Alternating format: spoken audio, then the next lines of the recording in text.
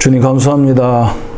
오늘 또 우리에게 귀한 시간을 허락하셔서 참 하나님이 우리에게 주신 축복 중에 가장 귀한 축복이 제자 세우라고 하셨는데 그 제자 세울 수 있는 내용을 주신 하나님 감사합니다.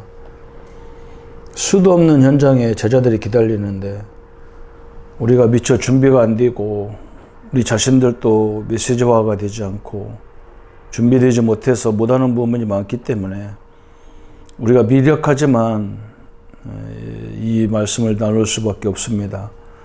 우리 사명자들이 제자를 세우는 그 한 사람의 제자를 세우는 일에 우리의 모든 생애를 드릴 수 있도록 주님이 역사해 주옵소서.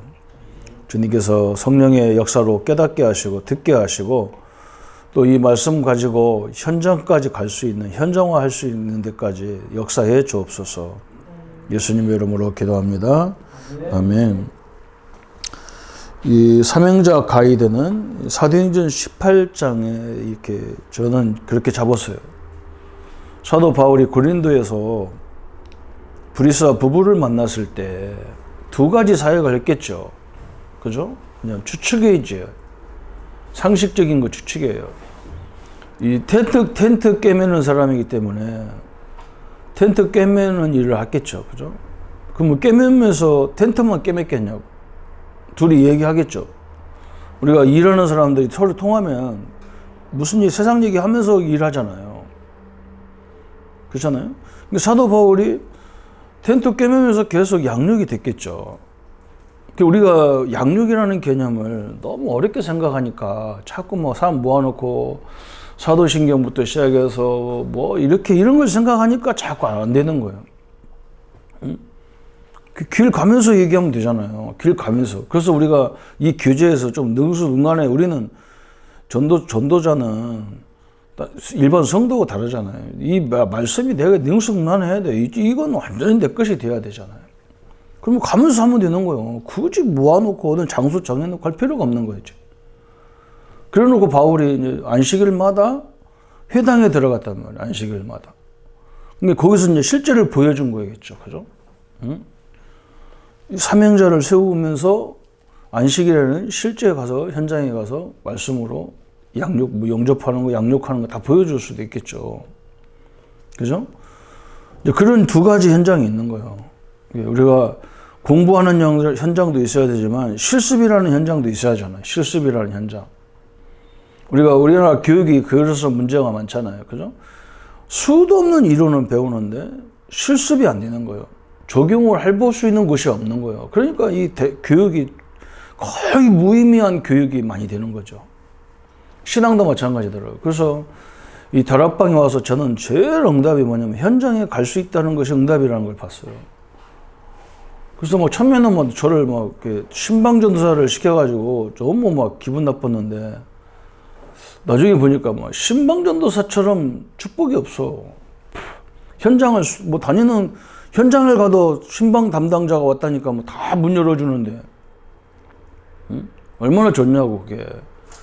그 나를 말씀으로 확립시킬 수 있는 저 같은 경우는 누가 나한테 양육해 준 사람도 없으니까 내가 상대방을 양육하면서 내가 양육을 받는 거죠. 내 스스로가. 그 방법밖에 없는 거예요. 우리 목사님 한 분이 우리 교회에 있었던 목사님이 나한테 그래. 어떤 사람한테 소개하면서 조 목사님한테 양육도 받고 싶었는데 딱 2번 만나고 자기 집에 와서 내가 2번 하고 더 이상 안 오더래. 그래서 너는 옛날에 그랬거든. 전도사네 집에 가서 전도사를 왜 양육하냐고. 미쳤지 내가. 전도사를 왜 양육해. 지가 양육을 해야지. 자기가 양육하면서 자기를 교육하는 거거든. 그래서 자꾸 우리가 이거 이렇게 뭘 살을 붙이고 더하고 자꾸 하면 이게 안 돼요.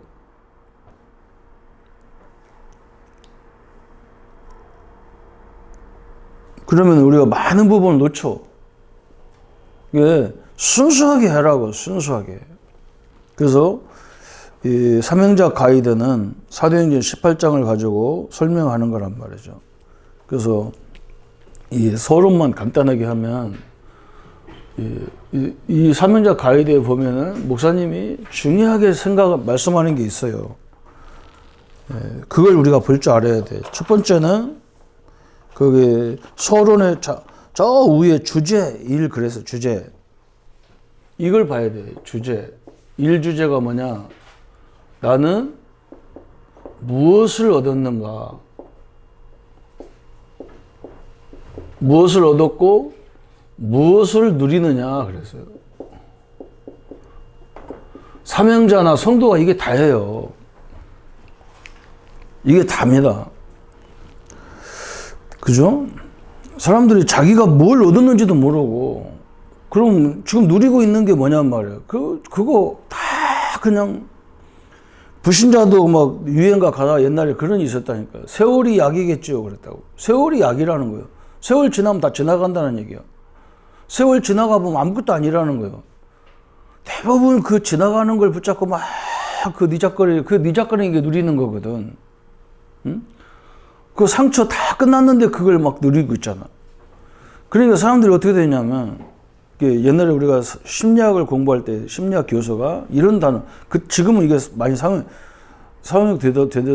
되나 안 되나 모르는데, 우리 다닐 때 성인 아이라고 있어. 성인 아이.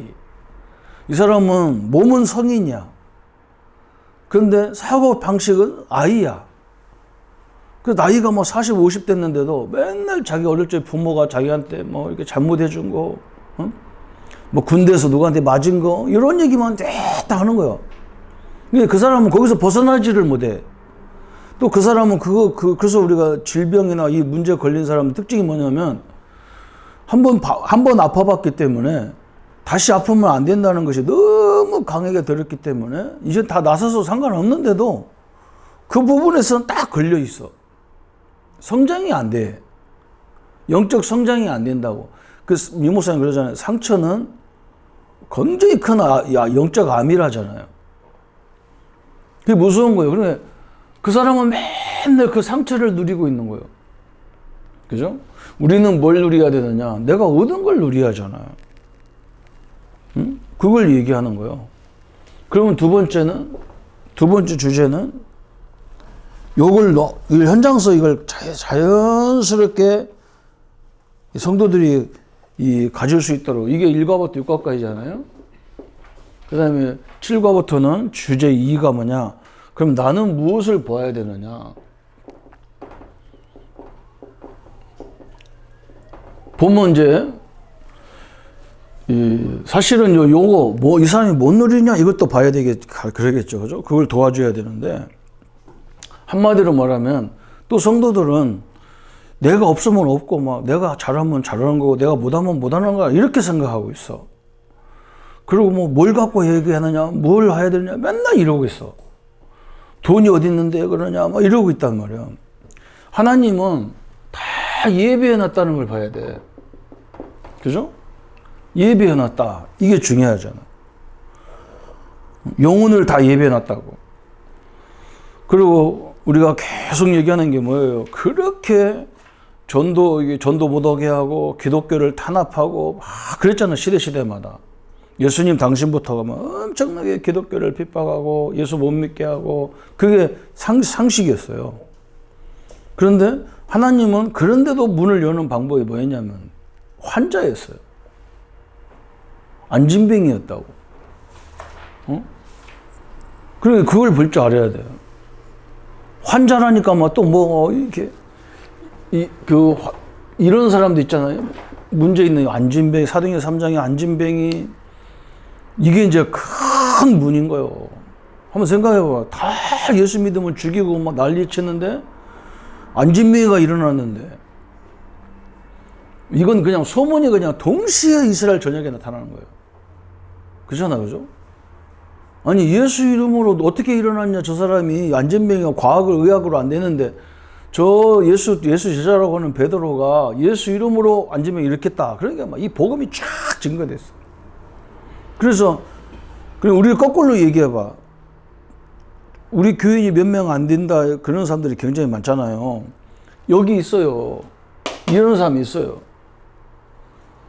이걸 어떻게 하느냐? 메시지요. 이 사람이 안 일어나건 이 사람이 자기 문제가 어디서 왔는지 메시지가 딱 대표해줘요. 우리가 창세기 3장 12가지 문제를 얘기하잖아요. 이 사람이 거기에 결론을 내려야 돼. 아, 내가 일어나고 안 일어나가 중요한 게 아니고 이게 우리 집안에 나와 우리 집안에 오는 재앙이구나. 이게 우리 집에 사단의 통로였구나. 이걸 딱 붙잡으면 그 사람은 되는 거예요. 우리가 그걸 일으키고 안 일으키고 그걸 우리가 왜 책임졌냐고. 하나님이 책임지는 거지. 그죠? 이렇게 되어 있는 거예요. 그래서 이 사람이 그 메시지가 들어가야 돼. 어? 아, 나를 이렇게 했네. 근데 거의 그런 사람 별로 없어요. 자기가 대단한 줄 알지. 자기 집안은 아무런 문제가 없는 줄 알아. 안 그래요. 딱 뒤 배경에 이거 있어. 그래서 하나님은 전도 대상자도 예배해놨고, 제자도 예배해놨고, 심지어는 메시지도 예배해놨고, 심지어는 사람도 예배해놨고, 경제도 다 예배해놨다. 이게 하나님의 법칙이잖아요. 이렇게. 그러면 세 번째는, 그럼 우리는 뭐 해야 되겠어? 요걸 깨닫는 제자를 세워야 되는 게 3부요.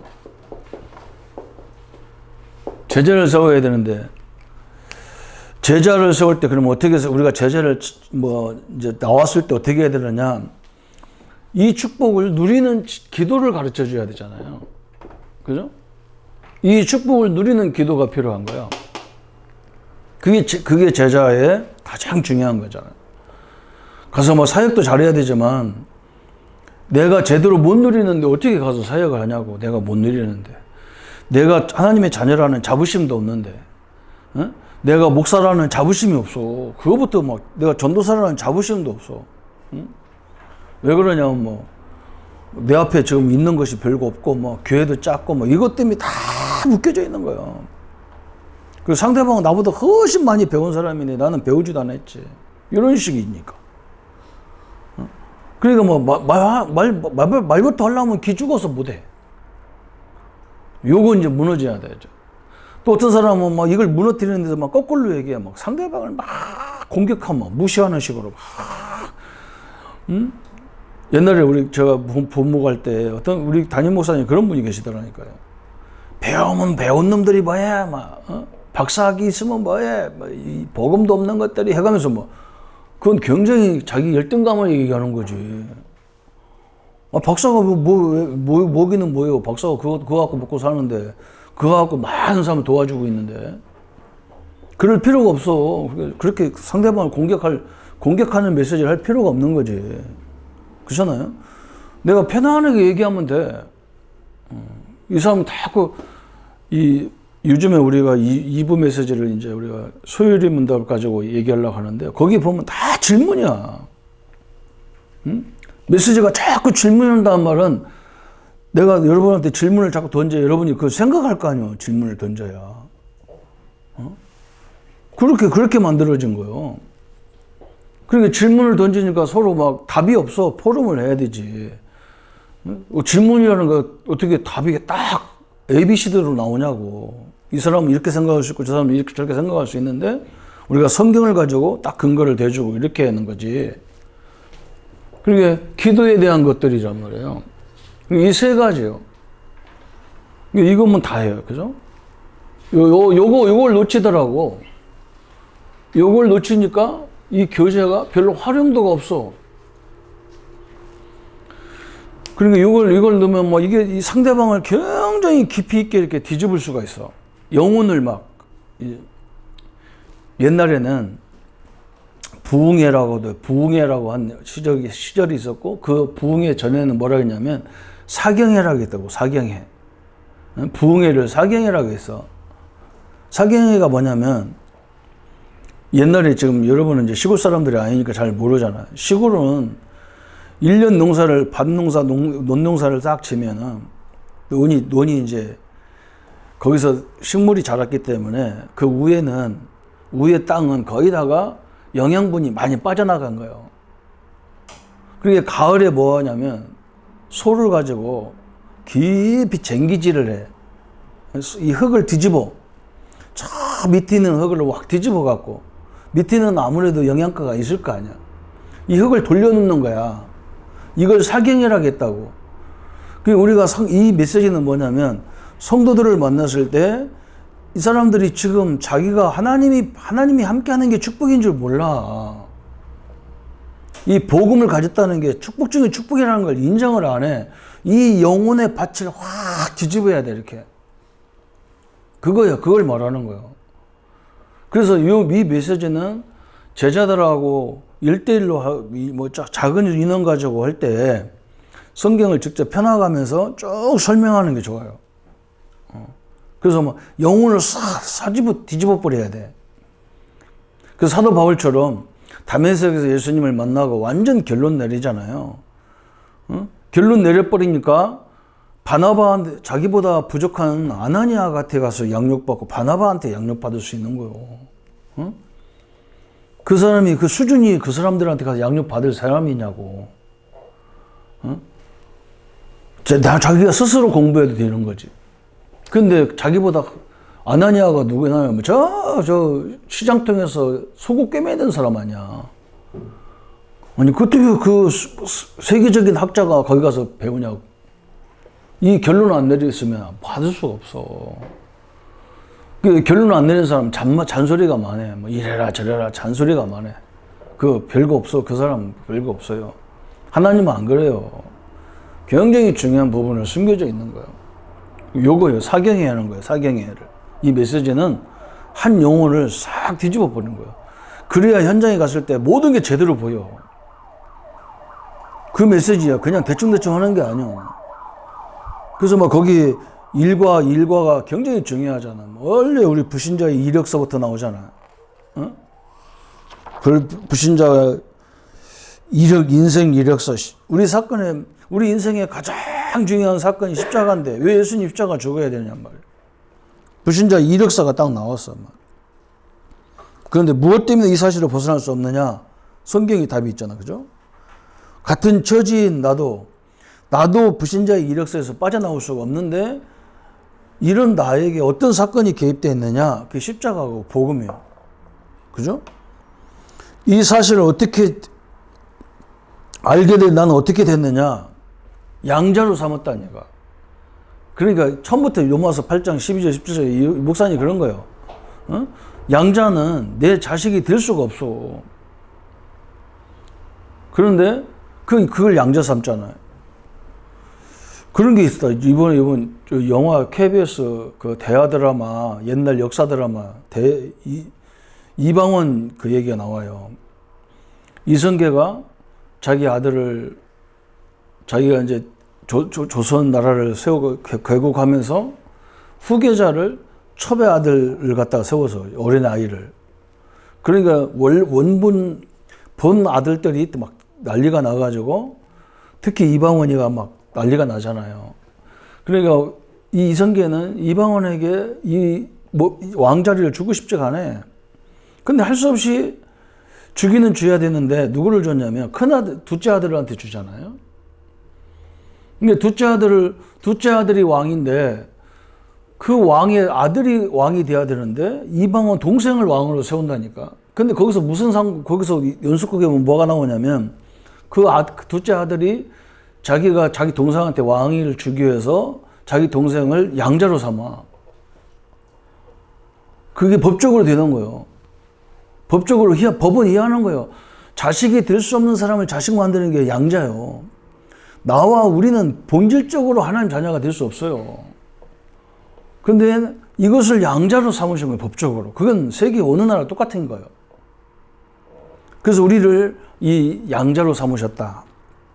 이게 얼마나 중요하냐고. 이 내용을 성경을 가지고 한번 깊이 있게 찾아가면서 뒤집을 필요가 있는 거지. 우리에게 주신 생명, 그죠? 요걸 알아야 되는 거지. 그래서 그때부터 우리 하나님의 성령, 하나님이 나와 함께 하는 거니까 이거 완전 달라진 거지. 하나님의 능력이 내 능력이 된 거고, 하나님의 축복이 내 축복이고, 싹 바뀐 거예요. 이렇게 1번, 2번 주제부터 요게 이제 굉장히 중요하다. 그래서 요 서론을 너무 길게 하면 이 핵심이 딱 안 잡히니까 이 교재는 그런 거다. 다음에 볼 때는 두 가지씩 이렇게 잘라서 한번 또 보십시다. 예수님 감사합니다. 우리 영혼을 사경할 수 있도록 저 논두렁, 논을 깊이 갈아서 저 밑에 있는 영양가가 많은 그 상태를 위로 올리는 것처럼 우리의 영혼의 밭을 사경해서 하나님이 주신, 하나님이 나와 함께하는 축복이 뭔지를 깊이 깨닫는 시간 되게 하여 주옵소서. 예수님의 이름으로 기도합니다. 아멘.